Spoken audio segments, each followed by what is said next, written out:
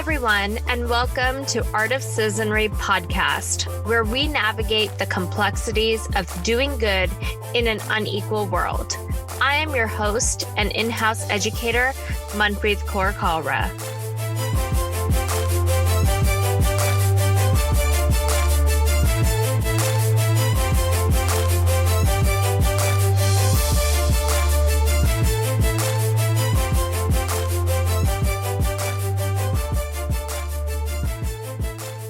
One of the things I have found to be most impactful in my work is unpacking the complexity and layers to how we identify.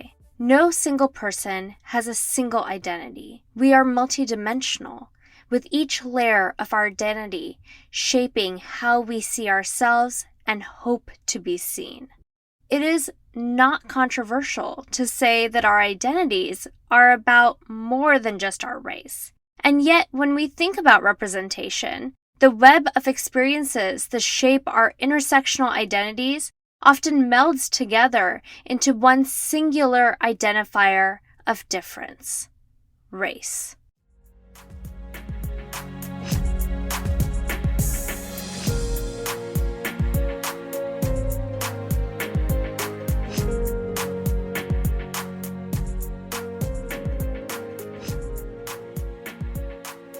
Advantages and disadvantages as we navigate an unequal world change. They're fluid and shift as the circumstances around us change. And as a result, our experiences are a result of a hierarchy of factors that influence the privileges and oppressions that we encounter. Privileges and oppressions compound each other, influencing how they shape our experiences. Let me share a story. While in school, my husband traveled to Cuba for a medical educational trip. At the immigration counter, the person on the other end was confused by him. Before him stood a brown man with a beard wearing a turban who appeared to be Indian, but was born in Canada, was an American citizen with an American passport, and spoke fluent Spanish without a hint of a distorting American accent. The officer stood confused, eventually summoning a second officer to verify everything was up to snuff. In the moment, why it took longer for my husband to pass through screening cannot be pinpointed to any one aspect of his identity. Sure, some factors like race, in many cases, weigh heavier than others. But the way these aspects of our identity intersect and sometimes contradict each other requires nuance that many of us fail to recognize when talking about representation. We are more than any one aspect of our identity. Over the past few months, conversations around representation have become a core response for businesses on how they plan to foster a more anti-racist culture within the workplace. In the fashion space, representation has become all about putting more Black bodies in front of the camera and in Instagram feeds, which, don't get me wrong, is fantastic. But this approach to representation can be hollow and easily fall short. During this episode, we will be discussing representation and how we can shift our understanding of representation to co-create a more just and equitable future. I am joined by Chloe Jackman and Rachel Fowler, my fellow co-founders of Reclaim Collaborative, an exciting new project that we are excited to be sharing with you. Reclaim Collaborative is a community dedicated to building a better, more just fashion and lifestyle ecosystem. We believe no one person or brand alone can address systemic injustices. We are a community of brands, content creators, and industry experts dedicated to creating widespread systems change. We are both an affiliate marketing platform, but also a community dedicated to fostering healthy and equitable relationships built on respect for everyone's work and talents. We believe in challenging the systems we operate in by supporting brands to address inclusion in all aspects of their business. If you're interested in learning more, I've included the information in the show notes. Today's conversation comes out of a photo shoot the three of us did together a few months ago, during which I was, for the first time, asked to be in front of the camera. I later shared my reflections with Rachel, which she published as a blog post that I link to in the show notes as well, but I do want to share a piece from it with you. Representation normalizes difference and builds up those who are otherwise left unheard and unseen. Brands need to recognize that their marketing and branding should not just show what their current customer base looks like, but rather strive to represent the customer base they hope to have, one built on inclusion, not exclusion. With that, let's get started. Racism has historically and continues to fuel the way we navigate difference and is reinforced by the systems and policies we navigate. These differences are what define how others see us, what boxes we are put in. Chloe, I would love to open the conversation up by hearing your thoughts on what role you believe racism plays in how we navigate representation as a society. All the roles. I've been thinking a lot lately about history and about what the Black and brown community would look like today if it hadn't all been white people making all the damn decisions for everyone. I mean, from colonizing to enslaving, it's infuriating. It really pisses me off sometimes. And I find myself getting really angry with white people because I'm like, well, what did your lineage look like? What opportunities did you have? What kind of generational wealth do you have that I could have had my ancestors been allowed to do something besides, go from being slaves and continuing to be second and third class citizens whose lives don't matter, obviously. And then I think about the representation of the way Black people and brown people have been treated. And you look at this Black Lives Matter revolution that's happening right now, and you look at a case like Breonna Taylor's, and that representation says something. The representation of how her case has been handled, it's blatant racism. It's clearly and obviously racism. But that type of representation is showing Black people what? Is showing white people what? That what happened with Breonna Taylor and her case represents our current climate, represents the lack of value of Black and brown lives. It represents a lack of caring. And that's what that case is showing all of us, right? Like it's showing the world that we don't matter. You can be shot in your bed, murdered in your bed in your own home, and there's no charges brought, cop or not. And that is a representation, and that is showing the world something, and it's not showing the world something good.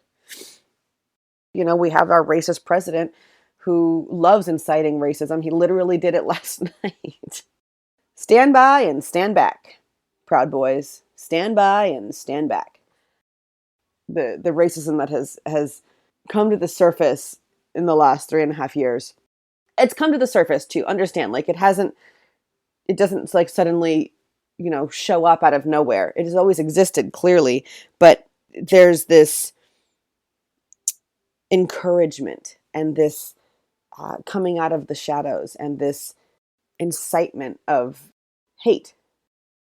And then there's the representation that you see, the kind of representation that Ruth Bader Ginsburg was trying to fight for. Rest in power, RBG. Thank you for all you did.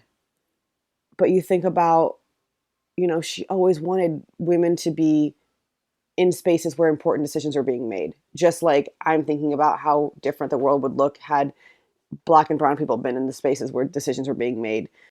You think about the way that Black men got the right to vote before women did, because women were considered so much more less than, just didn't even exist as humans, really. And so representation matters on all of those fronts, from diversity to like diversity of ethnicity and cultural background, to sex, to LGBTQ, to accessibility, and what is happening with people who have certain accessibility challenges. All of that matters. Chloe, I sincerely appreciate you being vulnerable and sharing your thoughts with all of us.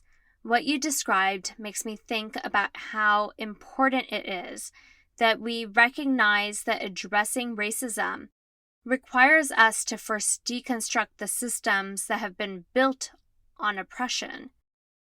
Rachel, I am curious to hear how you believe people with certain intersections of privilege can use their advantages to address systems of oppression, especially given the current political climate.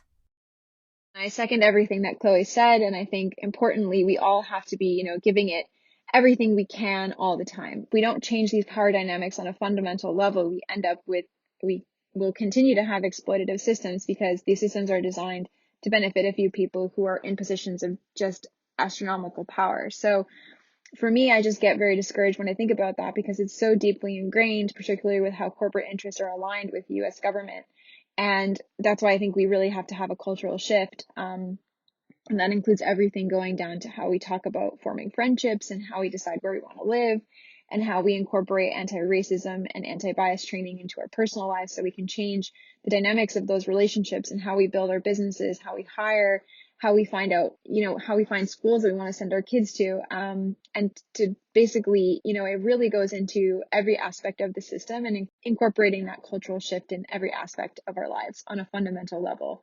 So we have to start with speaking directly to people who are white or who experience different levels of intersectional privilege or lack thereof. We have to start with that internal work to dismantle those biases from those multi-layered dimensions of oppression within ourselves.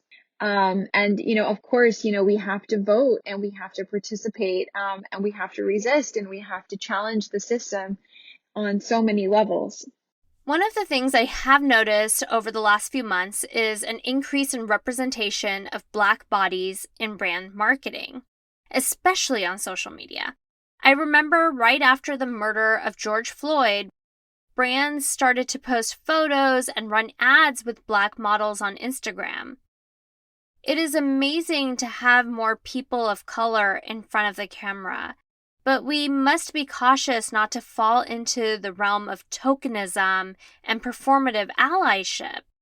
At this moment in history, it is in vogue to have people of color in your marketing, but that must be intrinsically tied to doing the work of unpacking power structures at play within your business. Power structures that might mean your business is not truly representing a diversity of voices, a diversity of identities. Chloe, as a professional photographer and as a Black woman, how have you navigated the way brands in particular are approaching representation at this moment in history? Representation matters on a level deeper than just what you're putting out on Instagram. I understand that for some people it's like, oh, I need to pay attention and I need to be doing this, right? So not everybody is doing it in a way that they just want to look cool, but for the most part, people are doing it in a way that they just want to look cool.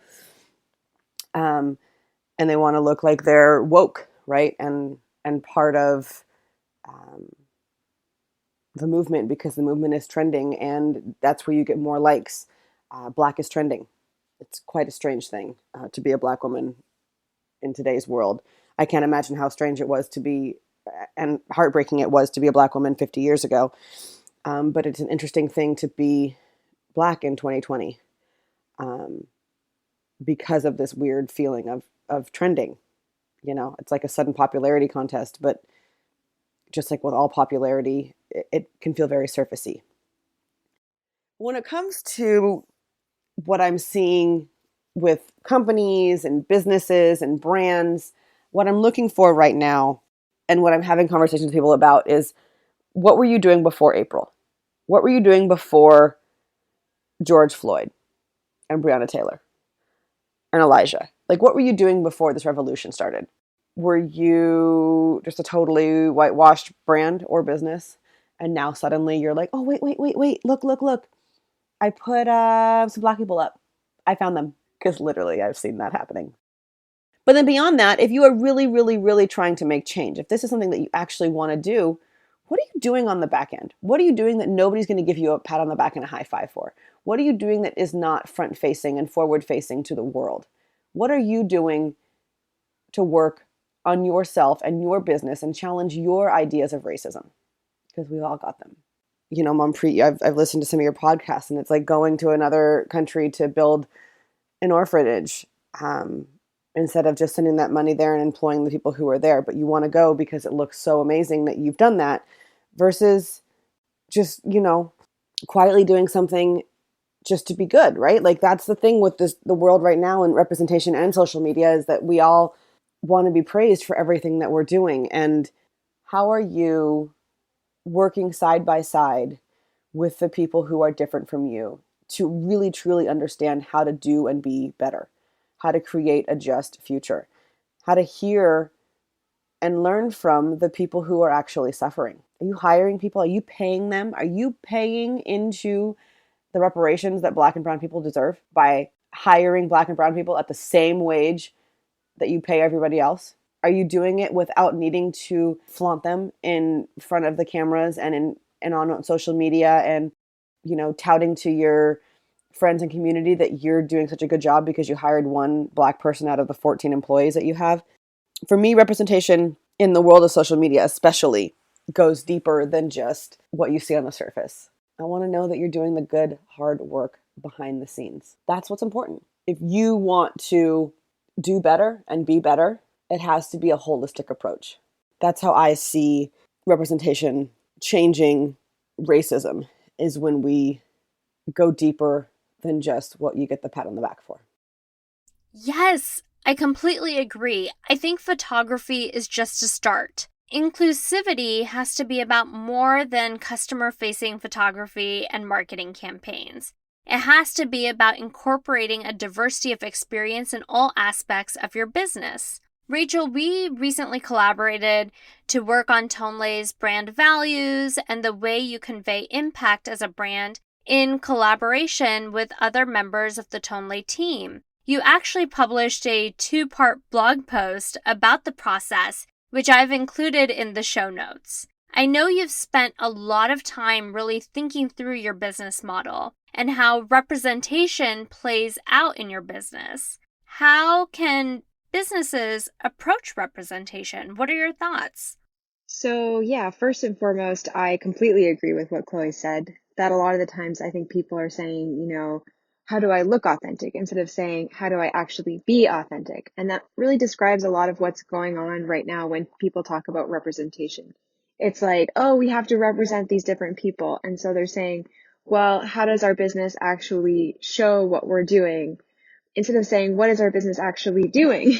Who are the people that are actually involved in our business? And not just saying, oh, we need someone represented from this group and we need someone represented from that group, but actually rethinking that and saying, in order to have a company that effectively tackles climate change and climate justice and social justice, in order to have a company that does that well, our business needs to be made up of the people who know how to fix those problems and who have been affected by those problems. And that will naturally lead to having a business that's more diverse. So I don't think the goal should be diversity itself. The goal should be that if we really want to create models that promote equity and justice, our business must be inclusive and representative. A business that is not inclusive and representative is fundamentally not a justice-focused business. In the fair trade space, we often see brands that claim to be diverse because all the artisans making their products are people of color. But that is not representation. Representation is about inclusivity and leadership, including the people you hire to be part of your team. May they be full-time employees or consultants in the global north. Can you share a bit about how you've addressed power structures in the way you approach Tonlay? So, as you know, for me, this journey started more than 12 years ago when I moved to Cambodia to do research on fair trade and sustainable businesses. And what I saw right off the bat is that a lot of the solutions that were being proposed to problems and challenges that were going on in Cambodia were being presented and proposed by the same people who had been participating in creating these problems in the first place. And I don't think I was able to completely, articulate that at that time. But the easiest way for me to describe it is as a white savior complex. Essentially, a lot of the problems were created by colonialism and the legacy of colonialism, including, the war in Vietnam that affected the whole region, as well as new forms of colonialism, such as the aid world and the garment industry. And, we're creating a lot of the problems that are going on in Cambodia between the impact of climate change and pollution to extreme poverty that has essentially come out of this long legacy. And, then you have the same people who contributed to these problems coming in and saying, oh, well, now we're going to be the ones to fix them.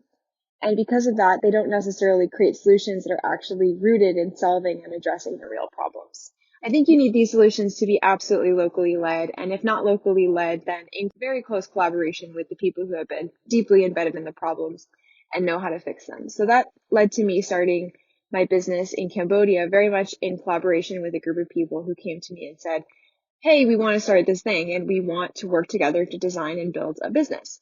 I ended up becoming the primary owner of the business because I was basically able to, through my own privilege and through my networks, raise funding and invest that money to get the business off the ground.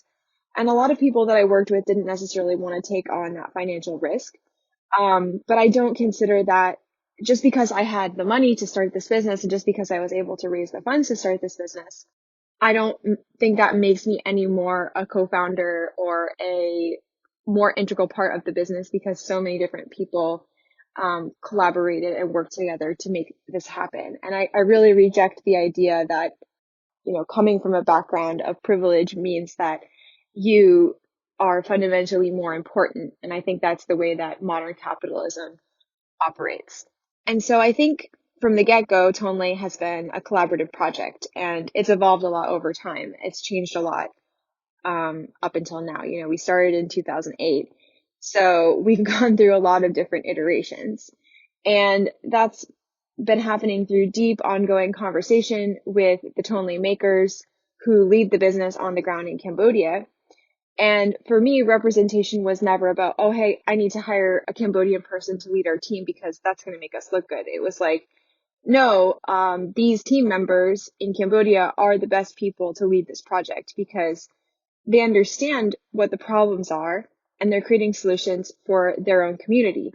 It's interesting that you say that because from an impact investing standpoint, we know that most of the people who get funding to solve global problems are people who have not even experienced those problems to begin with. You spoke a bit earlier about access and privilege, which is a very real thing. Because you have various intersections of privilege, you have more accessibility to investors who are willing to invest in the solutions you are creating. And that is why most of the people who are trying to solve these very complex issues have never actually lived those issues. And it results in the Band-Aid effect, where you oversimplify the problem. And when you try to come up with a solution without getting to the root of why a problem exists in the first place.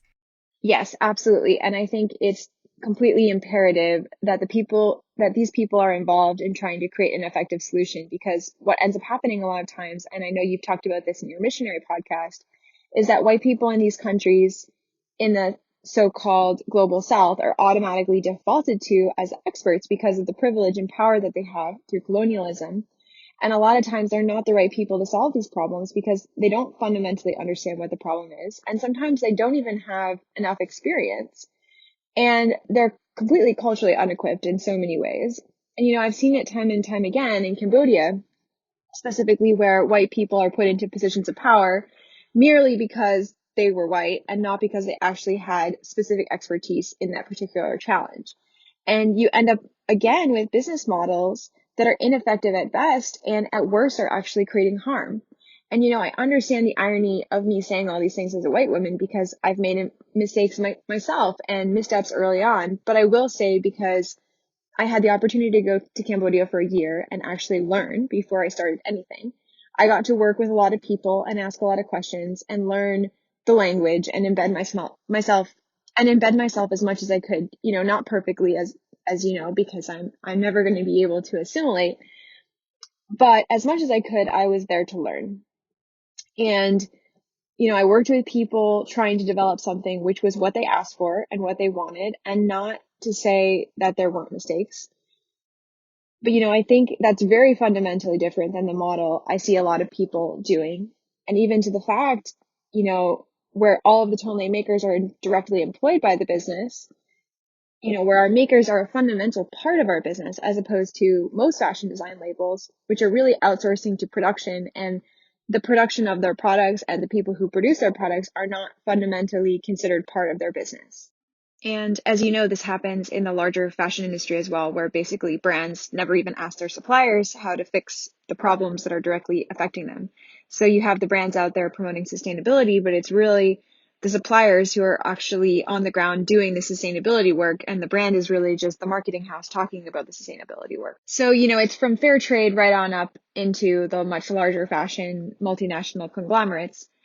It's all the same dynamic. And that's why I think, we've talked about so much why it's important to challenge those root inequities, because it's all at the root of the same problem, whether you look at NGOs and nonprofits, up to giant multinational corporations. It's the same power structure, and that's the fundamental problem.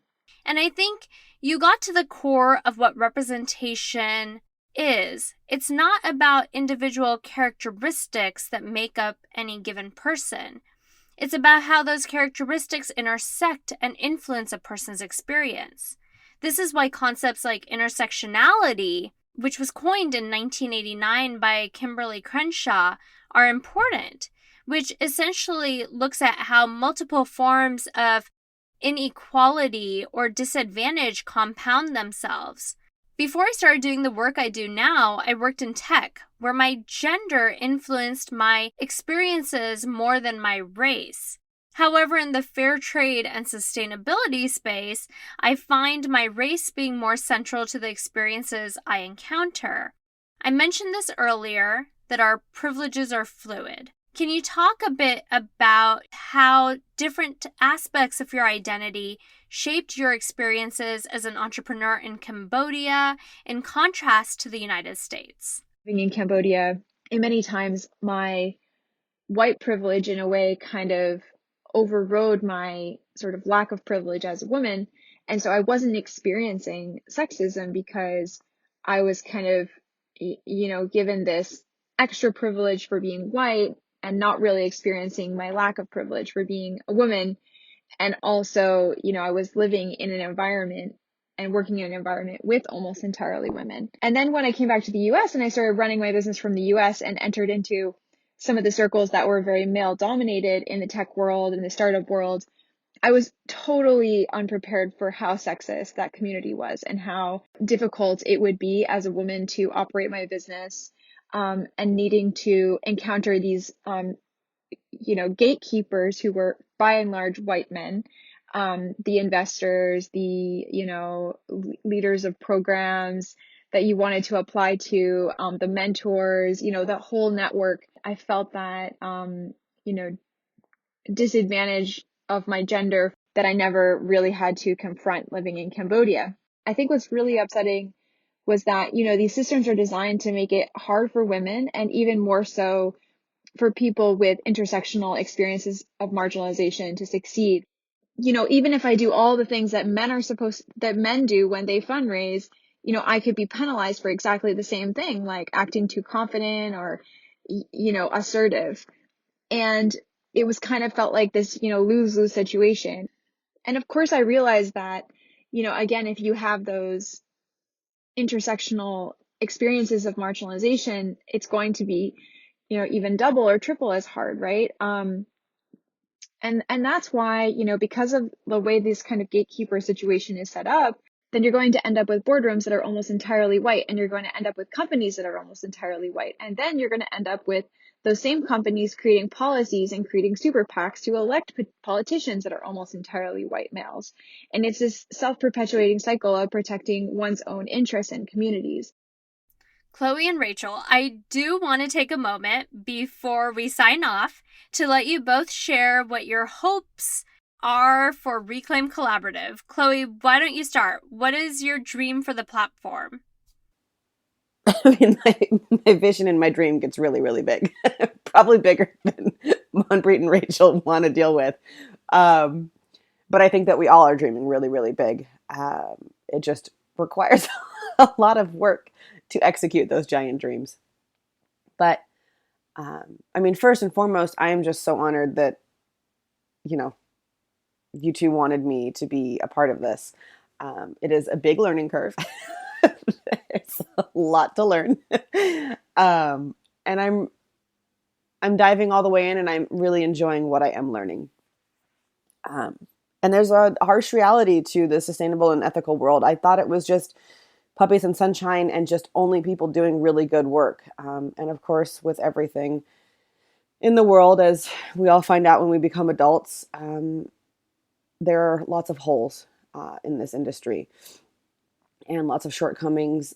I mean, that's part of my hope for Reclaim, right? Is that we can help educate brands and companies that want to be doing better and don't necessarily know how. Because I can understand that maybe you think you're doing good, but there are things that need to be pointed out to you. And so I really hope that, for one, our company can really be this place, this resource, and this educational tool for companies to use to do better and to be better and to be just. And so I just really feel like we have this opportunity right now with the state of things to educate people. People are listening. People are eager for knowledge. People are eager to know how they can be the difference and make a change and be helpful. And so let's do it. I'm just really grateful to be a part of these conversations. As you know, I'm honored to be involved in the work that both of you are doing, and I just love how we can champion and support each other and create something so much more beautiful and synergistic. So I just want to leave on that positive note, as I do think justice and equity is going to lead us to a world that's so much more amazing and beautiful and inspiring and comforting and supportive than what we currently have. With that, I want to thank all the listeners for tuning in to today's episode and extend a special thank you to my dear friends Rachel and Chloe for joining me today and sharing their valuable insights. Please be sure to check out the show notes for links to follow each of them and their work. Also, I would like to take a moment to share our first community initiative, Reclaim Black Friday. As you know, Black Friday weekend is quite problematic. So we've designed a campaign to reclaim Black Friday weekend and redistribute funds from sales to Black and Indigenous operated environmental organizations. If you're interested in learning more and participating, I've included the information in the show notes. To learn more about Art of Citizenry and for information on future webinars and workshops, please visit artofcitizenry.com. You can also find me on Instagram at Manpreet Kaura. Please remember to subscribe to Art of Citizenry podcast on your favorite listening app. From here in Seattle, sending positive and healthy vibes your way.